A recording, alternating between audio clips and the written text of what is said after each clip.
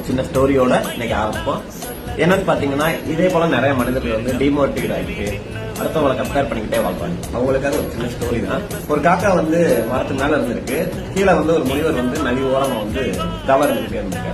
அப்ப அந்த காக்கா வந்து கீழே இறங்கி முனிவர்கிட்ட போய் கேட்டுச்சு, ஏன் என்னைய மட்டும் கருப்பா வந்து படைச்சிட்டீங்க, மத்த 3 பறவைலாம் நான் பார்க்கும்போது அழகா இருக்கு அப்படின்னு கேட்கும்போது நீ யார பார்த்த அவரு முனிவர் கேட்கிறாரு. அப்ப அந்த காக்கா சொல்லிச்சான், வாத்து வந்து நீந்தி போறத பாத்துருக்காரு, அதே போல மயில் கீழையும் பார்த்துட்டு சொல்லியிருக்காரு. சரி, நீ இந்த 3 பேர்கிட்டையும் அவங்க வாழ்ற வாழ்க்கையில என்ன வந்து உனக்கு கிடைக்காது அவங்களுக்கு கிடைச்சிருக்குன்னு கேட்க சொல்லி முனிவர் அனுப்பிட்டாரு.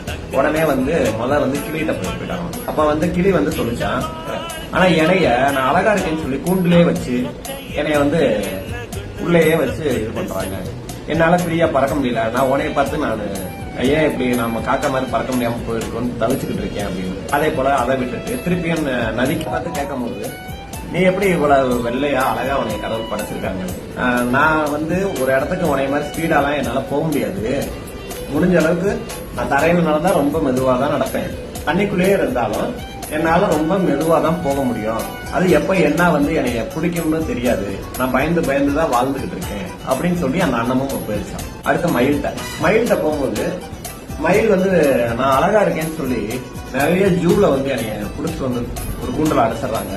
இல்லைன்னா ஏதோ ஒரு இடத்துல வந்து என்னைய பிடிக்கிறதுக்கும் வைக்கிறதுக்கும் நிறைய விலங்குகள்கிட்ட வந்து என்னைய வந்து நான் பாதுகாக்க முடியல, ஆனா உனைய மாதிரி எனக்கு பறக்கிற சக்தி வந்து இல்லைன்னு சொல்லி காக்காட்ட சொல்லி 3 பேருமே ஒரே மாதிரி பதில் அளிச்சிருக்காங்க.